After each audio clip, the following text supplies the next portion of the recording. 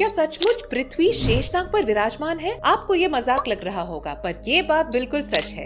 हमारे सनातन धर्म के हिसाब से ग्रंथों में ये साफ साफ लिखा हुआ है कि पृथ्वी शेषनाग के फनों पर विराजमान है। बस उसके लिए ये 3 बातें समझ लीजिए। पहली बात तो ये, हमारे ग्रंथों के हिसाब से पृथ्वी इस पूरे प्लैनेट को नहीं बल्कि सिर्फ इस भूभाग को कहा गया है, यानी जहाँ पर मिट्टी है और यहाँ पर शेषनाग विराजमान है, यानी कि ऐसे। अब कमाल की बात ये है कि जहाँ जहाँ पर शेषनाग के फन फैले हुए हैं वहाँ पर प्रशांत महासागर है, यानी कि रिंग ऑफ फायर, यानी जहाँ से ज्वालामुखी फटे। और ग्रंथों के हिसाब से ऐसा भी कहा गया है कि जब भी शेषनाग सांस लेते हैं तब भी उनके मुंह से अग्नि निकलती है। अब एक श्लोक है जिसके अनुसार जब भी शेषनाग सांस छोड़ते हैं तब भी भूकंप आता है, यानी शास्त्रों के हिसाब से भूकंप का कारण शेषनाग जी है। 1970 में वैज्ञानिकों ने समुद्र में एक आवाज रिकॉर्ड की थी जो शायद से शेषनाग की थी।